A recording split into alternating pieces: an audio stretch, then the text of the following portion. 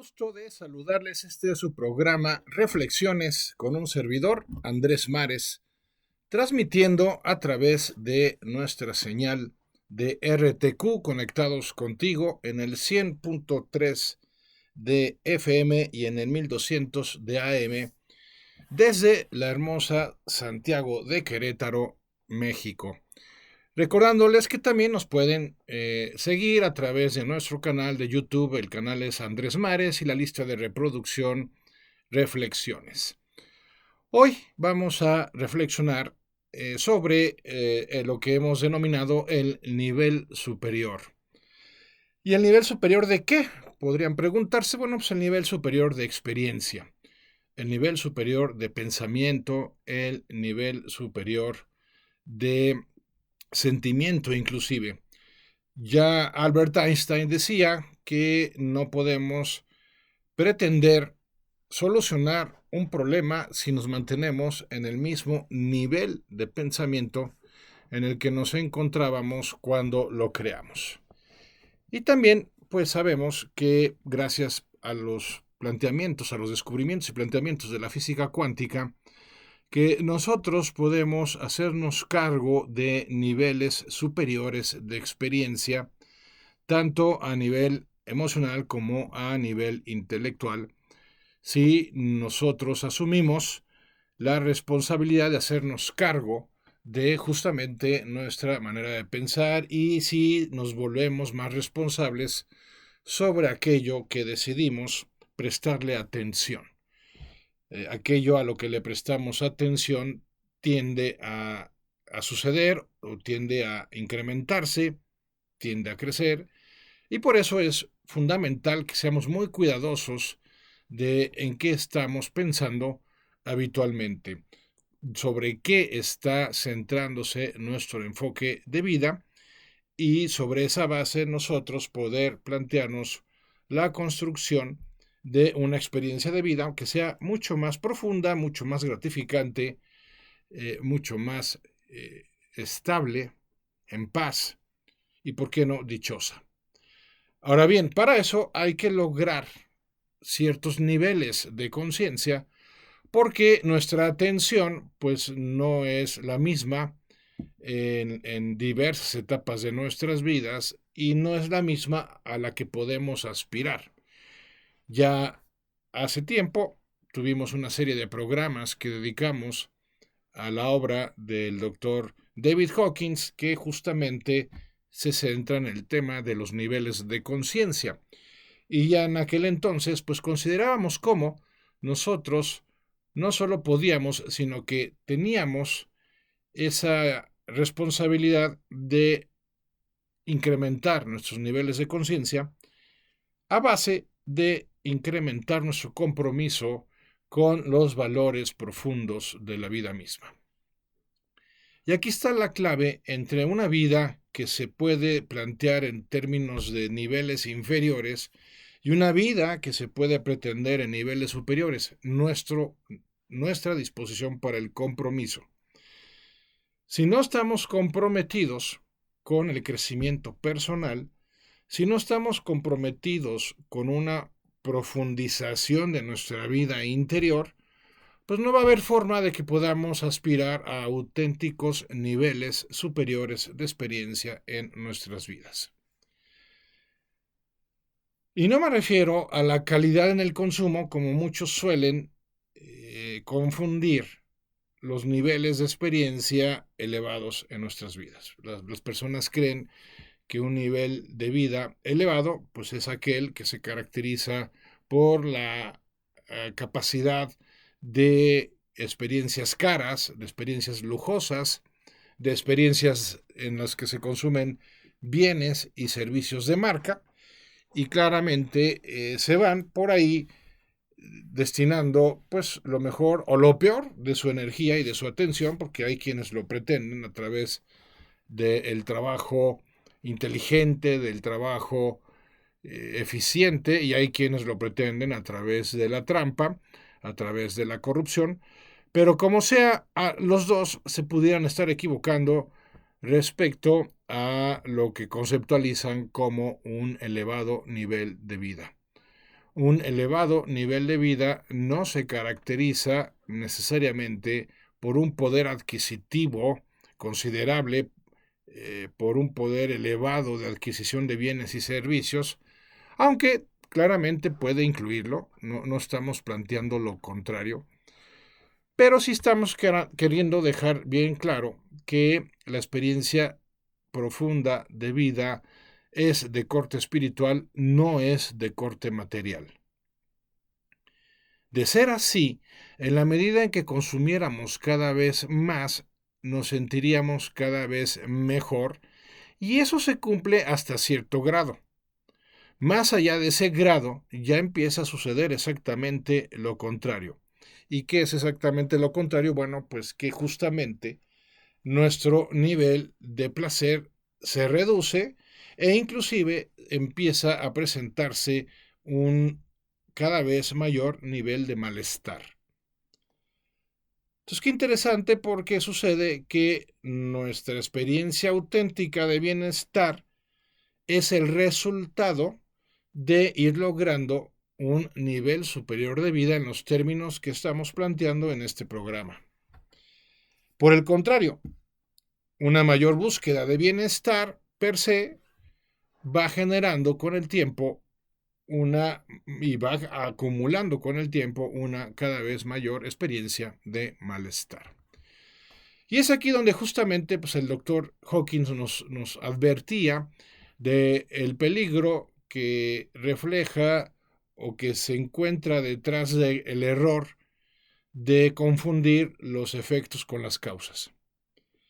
Y entonces convertir ciertos temas en objetivo central de nuestras vidas, cuando en realidad tendríamos que plantearnos otros de manera prioritaria para que se puedan hacer realidad esos otros temas que hemos convertido en tema central en nuestras vidas. ¿A qué me refiero? Bueno, en particular me refiero a que cuando hacemos del bienestar nuestro principal tema en la vida, ya estamos cayendo en el error del que hablaba el doctor Hawkins, porque el bienestar no es una causa, es un efecto que es resultado de justamente un nivel de vida elevado, un nivel de vida superior. ¿Y qué caracteriza a ese nivel de vida superior? Bueno, en primer término, lo que le caracteriza es la construcción personal. Es decir, cuando hablamos de un nivel superior de vida, estamos hablando de que hemos asumido el compromiso de convertirnos en una mejor versión de nosotros mismos. Y eso significa, entre otras cosas, que uno sea, desde el punto de vista intelectual y emocional y desde el punto de vista conductual, una persona efectiva, como lo llamaría el doctor Stephen Covey. Una persona efectiva es mucho más que una persona simplemente eficiente. La persona eficiente pues, hará bien las cosas, pero en ese sentido una persona pues que haga mal o que haga daño a otros puede ser eficiente. Un hacker puede ser muy eficiente y sin embargo hacer daño a una empresa, a una familia, a una persona o a la sociedad entera. Por eso es preferible plantearnos la efectividad sobre la eficiencia. ¿Y qué es lo que la distingue? Bueno, principalmente que no solo se trata de hacer las cosas bien, ese es el criterio de eficiencia, sino que se trata de hacer bien las cosas buenas. ¿Y qué son las cosas buenas en el ser humano? Pues las cosas que le permitan mayor paz y dicha de manera natural y no de manera forzada, artificial, como se ha pretendido justamente a través del consumo. Es decir, hemos equivocado los términos y hemos hecho de la experiencia del placer un equivalente a la experiencia de dicha. Y ciertamente forma parte de, o sea, la dicha conlleva placer, lo implica, lo incluye, pero el placer por sí solo no genera dicha. Es parte de la experiencia de dicha, pero no la es por completo. Insisto, si fuera así, entonces en la medida en que comiéramos más o bebiéramos más, nos sentiríamos cada vez mejor, más dichosos, más contentos. Pero sabemos que no, que eso se da hasta cierto punto, en donde, como acabamos de mencionar, a partir de ese punto, pues ya empieza a ser contraproducente y ya no se da la experiencia del placer, sino la experiencia del dolor, que es justamente su opuesto. Por eso plantearnos la vida en niveles superiores corresponde a la dimensión espiritual más que a la dimensión física. Y no es que la excluya, hay que ser claros al respecto. No se trata de que yo, para lograr esos altos niveles de experiencia en la vida, tenga que renunciar, entre otras cosas, al placer. Por supuesto que no. Pero sí hay que supeditarlo en una escala jerárquica de valores personales en los cuales le damos más importancia a aquello que nos exija mayor profundidad, mayor entrega, que aquello que simplemente pues nos implica ponernos en lo que yo denomino el modo consumo. En el modo consumo, pues simplemente nos abocamos a la adquisición de ciertos bienes y servicios que nos producen placer, que nos producen tal vez seguridad, que nos reportan algún tipo de bienestar, lo cual está bien. El problema es cuando nos conformamos con eso y nos desconectamos o nos mantenemos desconectados de realidades más profundas, como pudieran ser la generosidad, como pudiera ser el perdón, como pudiera ser la creatividad, como pudiera ser el servicio, en fin. ¿Cómo logramos entonces estos niveles superiores de vida en donde el indicador de que las estamos logrando es justamente una experiencia espontánea y habitual de paz y de dicha? Y subrayo que es tanto espontánea como habitual. Y si nos fijamos, eso no suele suceder como resultado del mero consumo. Si, por ejemplo, estamos tomando algo que nos gusta, pues sí, nos puede hacer sentir cierto nivel de dicha, la que se puede catalogar en el grado de placer, pero no lo hará de manera permanente, no lo hará de manera habitual. Generalmente cuando ya llego a mi nivel de saciedad, pues dejo de tomar o debería dejar de hacerlo.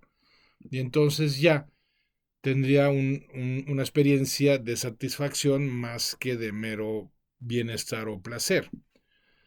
Pero con el tiempo se iría reduciendo, se volvería a activar la necesidad y tendría que volver a beber.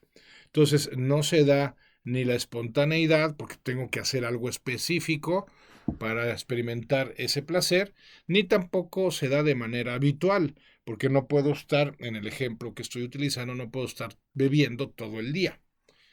Entonces, ¿qué pasa? Cuando yo me planteo la dicha, la paz, en un contexto de espontaneidad y de manera habitual, pues entonces ya por definición, de acuerdo a lo que acabamos de exponer, no puedo esperarlo de una actividad material, porque las actividades materiales ni son espontáneas per se, ni generan una satisfacción habitual. Pueden generarla durante un largo periodo de tiempo.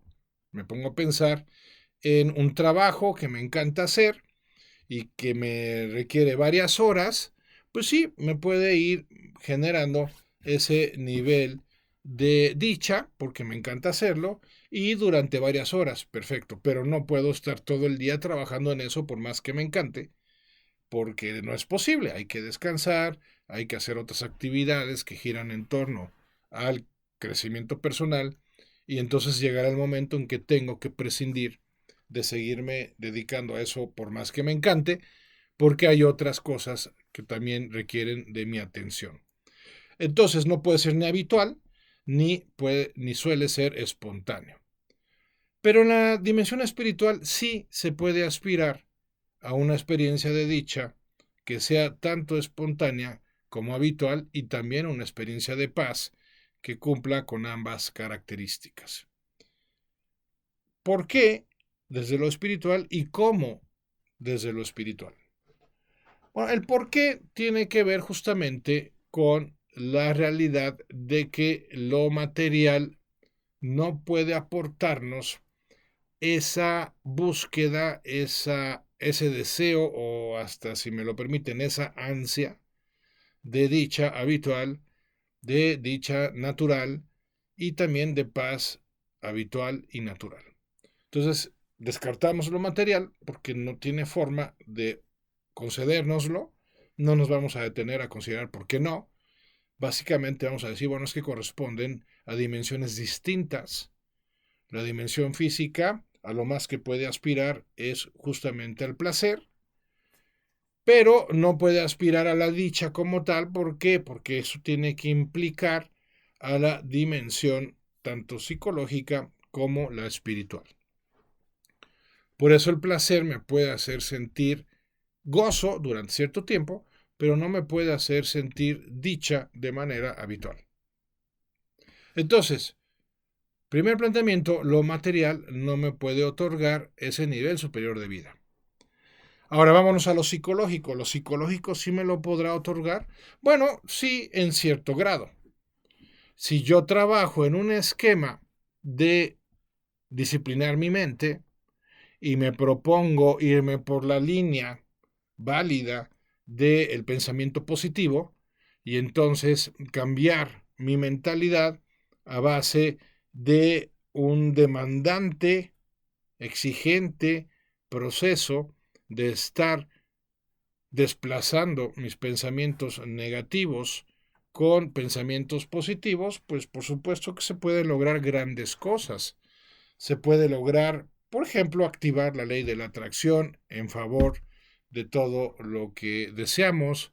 Se puede lograr la creatividad a la hora de mejorar una situación, una experiencia, una relación o de innovar en un proceso de trabajo profesional, pero hay que aclararlo, hay que decirlo, si bien es un nivel superior de vida, implica un desgaste bárbaro hacerlo por la vía psicológica. No estoy queriendo decir que no tenga sentido trabajar sobre nuestros pensamientos negativos, que no tenga sentido generarnos un esquema de disciplina mental y por supuesto de disciplina en nuestros hábitos, en nuestra manera de proceder, de comportarnos, pero también estoy subrayando que se paga un precio muy alto por hacerlo por esa vía. Y es el desgaste que implica el estar mañana, tarde y noche vigilando nuestra mente y desplazando uno tras otro los pensamientos negativos con pensamientos positivos. Se vale hacerlo, funciona hacerlo, aunque a mi parecer no es la mejor forma de lograr los niveles superiores de vida. Las mejores formas se me hace que son de corte espiritual, justamente porque reducen de manera significativa el desgaste, no lo elimina por completo, porque nunca nos separamos de la dimensión física ni de la dimensión psicológica. Entonces, aunque sea por la vía espiritual que busquemos estos niveles superiores de experiencia, pues sí tenemos que reconocer que también va a implicar esfuerzo, que también va a generar cierto desgaste, pero nada en comparación al que se genera cuando procuramos niveles superiores de vida simplemente recurriendo a la dimensión física y a la dimensión mental. El desgaste es enorme y puede ser que no lo logremos además, porque esa es otra.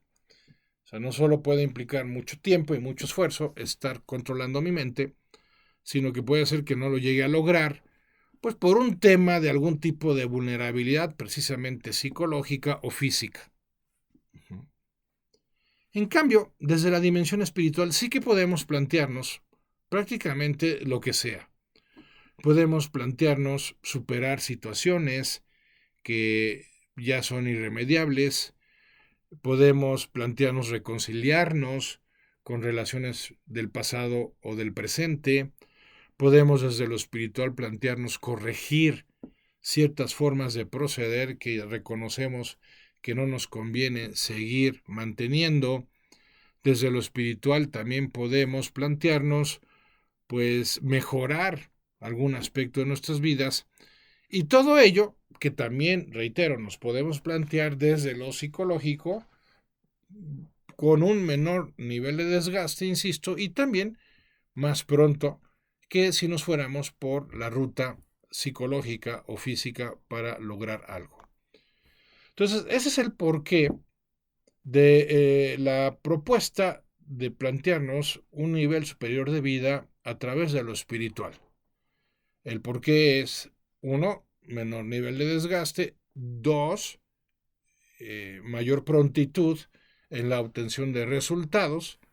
Y entonces lo que nos corresponde a continuación es ponernos a considerar cómo podemos lograrlo. Entonces la segunda mitad de nuestra reflexión la vamos a dedicar al cómo. Es interesante que si bien el cómo en sí tiene una estructura bastante sencilla, la realidad es que tal vez por lo mismo no es nada fácil hacerla realidad o llevarla a cabo, mejor dicho. Como sea, es una opción que tenemos ahí para plantearnos un nivel superior de vida, y esa opción pues vamos a considerarla a continuación más de cerca. Habiendo profundizado ya en los motivos, vamos ahora a empezar a considerar de cerca las formas de lograrlo, y ya cada quien decidirá en su momento si decide irse por ahí o no decide irse por ahí. Finalmente, pues somos seres libres, pero aquí estamos reflexionando sobre diversas formas, diversos formatos para lograr objetivos en los que la mayoría estamos de acuerdo que tiene sentido plantearnos alcanzar a lo largo de nuestras vidas. Bien, entonces, ¿cómo logramos esa vía espiritual o ese acceso a lo espiritual para lograr mayor nivel de experiencia de vida o niveles elevados de experiencia de vida?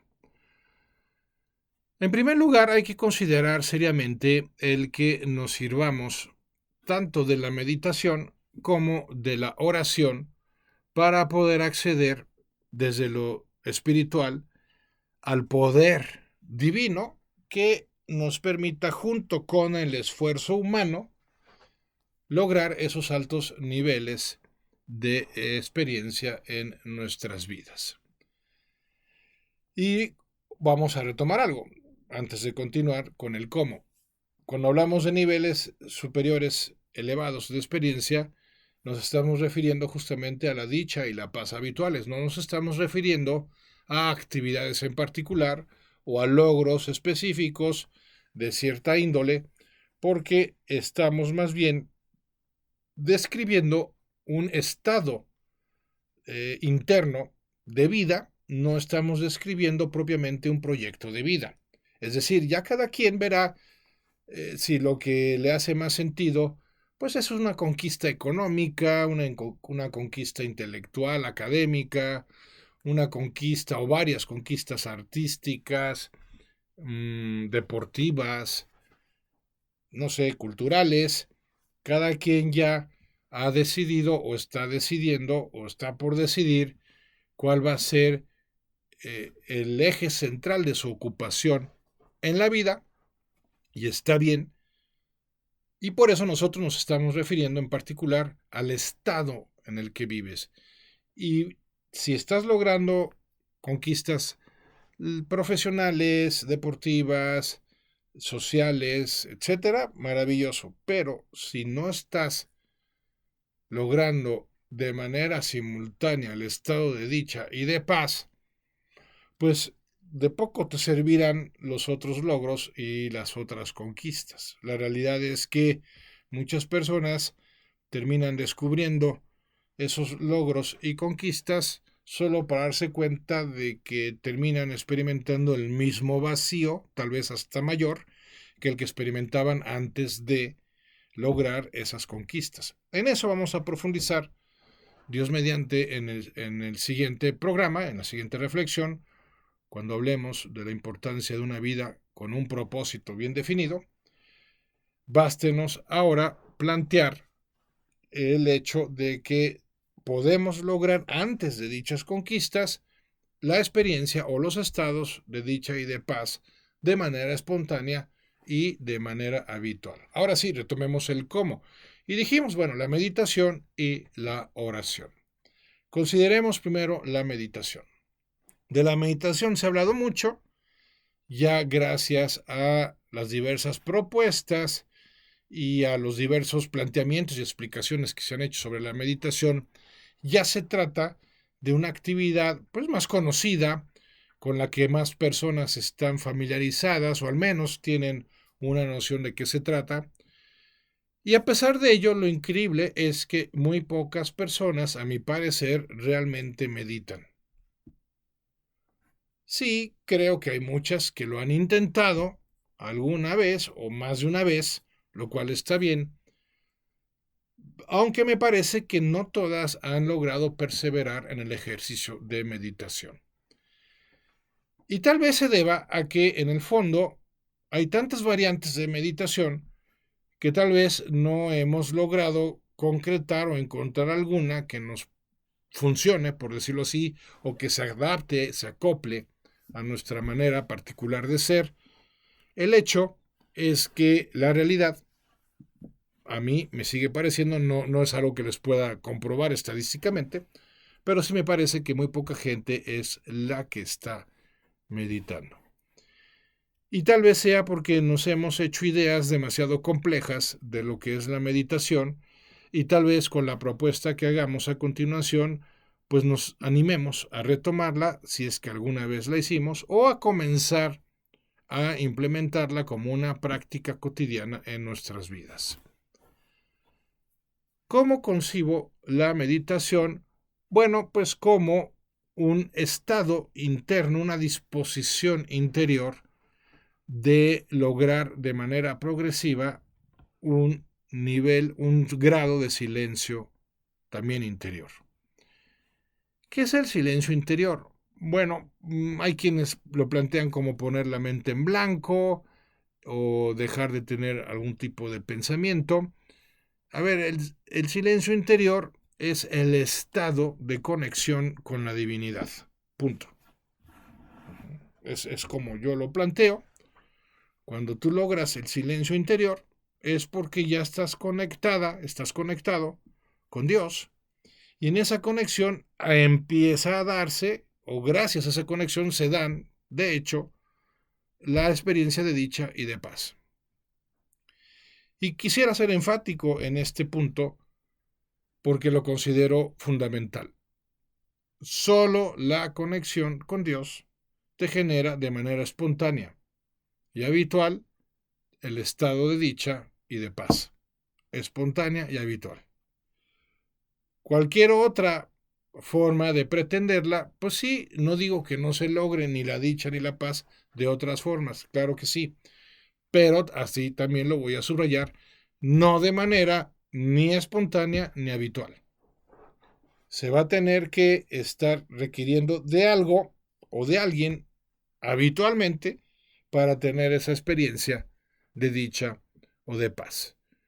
No sé, me pongo a pensar en el caso de las personas que logran niveles de paz y de dicha, pues a base de irse a un spa y estar toda una mañana entre masajes y aromas y todo lo que conllevan esas maravillosas experiencias, pero que al par de horas de haber salido de ahí o al día siguiente, pues ya otra vez tenemos esa experiencia de estrés, de preocupación, tal vez de cansancio, que pues dejamos de experimentar en esos momentos maravillosos de cuidados que se nos suelen ofrecer y de atenciones y cuidados en un spa. Bueno, entonces, aquí estamos siendo enfáticos en que lo que entendemos como un nivel superior de experiencia es el estado de dicha, el estado de paz, que no dependen de nada circunstancial ni exterior a nosotros, sino que solo depende de nuestra capacidad de mantenernos conectados con la presencia de Dios. Esa presencia es la que hace posible que nosotros podamos vivir en un contexto de amor y dejemos de hacerlo en un contexto de temor. La mente no puede ir más allá de ese contexto de temor, para eso está diseñada antropológicamente. Gracias a ese diseño, la mente es precavida, la mente es cautelosa, la mente es calculadora, la mente busca ser predictiva, busca anticipar, y eso es lo que ha hecho posible la supervivencia de nuestra especie, lo cual hay que valorar y agradecerle a nuestra mente. Pero también, en la otra cara de la moneda, por lo mismo la mente se vuelve obsesiva, la mente se llena de fijaciones, la mente por lo mismo empieza a generar bloqueos, y es ahí donde se pierde la experiencia de dicha y de paz, y viene a ser sustituida por una habitual y casi espontánea, por cierto, experiencia de estrés, de ansiedad, de angustia o por lo menos de nerviosismo. Entonces hay una gran diferencia entre una experiencia de paz, entre comillas, propuesta por la mente, y una experiencia de paz que sea resultado de una conexión espiritual con Dios. Y la meditación es la vía que me parece más directa para lograr dicha conexión espiritual con Dios. ¿Y en qué consiste entonces la meditación? Bueno, es un proceso. Primero hay que plantear la meditación como un proceso que se va completando por etapas. Y en la primera etapa, lo primero que yo me propongo lograr es la quietud corporal. Porque en la meditación van incluidas o están implicadas nuestras tres dimensiones. Están implicados el cuerpo, dimensión física, nuestra mente, dimensión psicológica, y nuestra conciencia, dimensión espiritual. Entonces, por eso necesitamos respetar y completar cierto proceso para que las tres dimensiones se vayan alineando en el mismo objetivo, que es el silencio interior. Y una vez logrado ese objetivo, entonces sí, la conexión se da de manera automática. Pero para llegar a ese nivel, tenemos que completar procesos en donde la primera etapa de ese proceso es que logremos estar corporalmente quietos. La quietud, pues, es el primer ingrediente para lograr un proceso de meditación que culmine en un estado de contemplación. En otras palabras, si no soy capaz de estarme quieto, literalmente quieto, durante unos minutos, pues no voy a poder lograr las siguientes etapas. Entonces la meditación como ejercicio empezará durante algunos días o consistirá en lograr mantenerme sentado en una postura, por un lado erecta y por otro lado cómoda a la vez, lo más erecta y cómoda posible, sentados por lo mismo, y en donde el primer desafío, la primera etapa que he de completar es mantenerme completamente quieto. Porque el estrés, la angustia, la ansiedad, el acelere de años de vida intensa, pues han hecho que nuestro cuerpo se llene de tics nerviosos, que se esté moviendo cada rato, que no sepa estar en quietud. Y si no estamos en quietud, no vamos a lograr un estado de meditación y mucho menos de contemplación. Ahora, hay personas que no pueden estar quietas por un tema de hiperactividad. Ok, de acuerdo. Esas personas, bueno, yo creo que sí pueden llegar a estar quietas, aunque les va a costar mucho más tiempo, les va a llevar mucho más trabajo. Pero ok, hay otras formas que pueden servirnos para poder lograr que sin que el cuerpo logre estar completamente quieto, por lo menos se logre que esté tranquilo, que no haya prisa, que no haya acelere, que no haya ansiedad. Y ahí, pues esquemas como el tai chi o el caminar, largos trayectos pueden ser una buena opción para plantearnos estados que hagan posible la meditación y la subsecuente contemplación. ¿Cuál es la siguiente etapa? Estar solos. Bueno, esa es una etapa simultánea con la primera. La meditación, pues hay quienes la hacen compartida, está bien, no tengo nada en contra de eso, siempre y cuando también la procuremos de manera individual. Porque hay personas que solo meditan cuando están junto a otras personas o en un templo o una iglesia, qué sé yo, pero no meditan estando a solas, y estando a solas es una etapa, una característica de la meditación que es muy importante. Por cuestiones de tiempo no vamos a descender en ello, no vamos a ahondar en ello, perdón, pero vamos a tenerlo presente. Quietud, soledad, como diría el doctor Holland, y tercer ingrediente, pues, y este es muy importante, junto con la quietud y la soledad, el silencio propiamente hablando. Un silencio que procuramos que sea lo mayor posible de manera externa. Entonces, si nos podemos ir a lugares apartados, tranquilos, silenciosos, pues mejor aún. Si no es posible, bueno, pues podemos lograr un cierto tipo de silencio, pues poniéndonos a algunos audífonos que con música tranquila nos permitan cierto nivel de silencio. Pero como sea, es la siguiente etapa. Ya logré estar quieto, ya sé estar solo sin estresarme, con los ojos cerrados, tranquilo, y ya empiezo a plantearme el silencio. ¿Y cómo voy logrando ese silencio una vez que lo procure de manera externa? ¿Cómo lo voy planteando de manera interna? Bueno, pues ahí, a su vez, el primer paso es no engancharme con mis pensamientos. Y puede ser muy útil al respecto preguntarme, identificar, escanear cómo me siento. O sea, ya que logramos estar quietos físicamente y podemos cerrar los ojos en un esquema de soledad, de aislamiento de los demás, el primer paso que puedo dar es identificar cómo me siento interiormente, cómo me siento físicamente, cómo me siento emocionalmente, o podemos irnos directamente a identificar los pensamientos que tenemos de manera continua en nuestra mente, pero con la diferencia de que no nos enganchamos con ellos. Imaginemos la siguiente escena.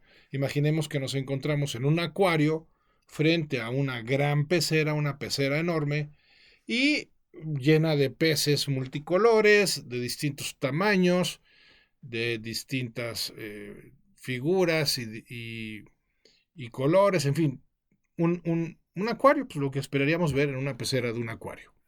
Hay algas, hay piedras, bien, hay corales, muy bien.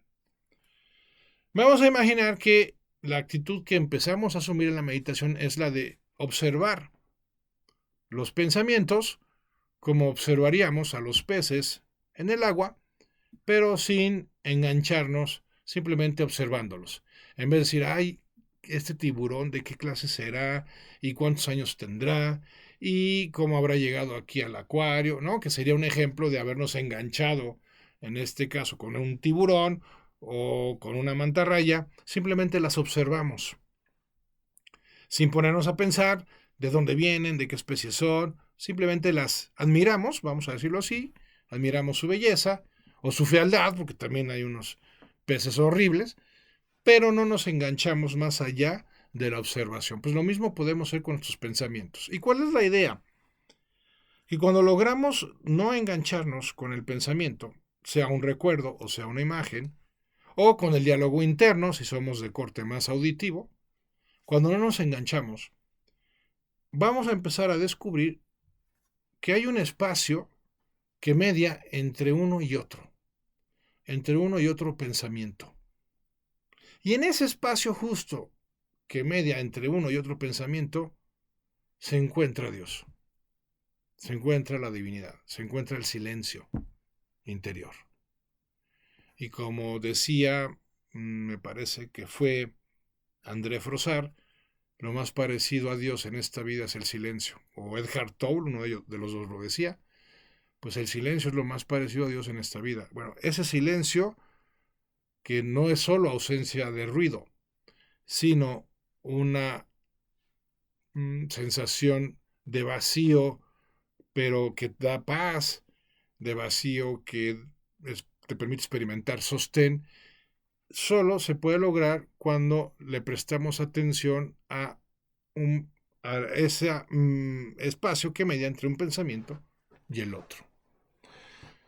Entonces, una manera de poder plantearnos, captar lo más pronto posible dicho espacio entre un pensamiento y otro es preguntarnos de dónde va a surgir el siguiente pensamiento, por ejemplo, o preguntarnos qué hay más allá de ese pensamiento. Tal como en la metáfora que usamos del acuario, estaríamos frente a la pecera y yo les propusiera que en lugar de estar viendo a los peces y los corales y las algas, ahora vamos a ver el agua. Que el agua viene a representar ese espacio, ese vacío, que no es tal, pero en sentido figurado, ese vacío entre los peces, entre las algas, entre los corales, es el agua, pues así ese espacio entre los pensamientos es la presencia divina. O la matriz divina, como le llamarían autores como Greg Braden, o la vacuidad, como se le conocería en el budismo, hinduismo, no me acuerdo exactamente en cuál. Bueno, como le queramos llamar, ahí nos vamos a topar con Dios y ahí vamos a tener la experiencia de paz. Y ya que se ha logrado más o menos esos primeros contactos con la presencia de Dios en esos espacios que al principio son muy breves entre un pensamiento y el otro, se van a ir haciendo cada vez más amplios en la medida en que perseveremos en nuestra meditación. Entonces sí viene el segundo recurso, que es la oración. En la oración yo ya me puedo dirigir a Dios en medio de ese espacio en el que pudimos incorporarnos gracias a la meditación, y entonces ahí sí poderle decir a Dios pues lo que queramos decirle. Te amo, te necesito, te pido perdón, te doy gracias, lo que sea.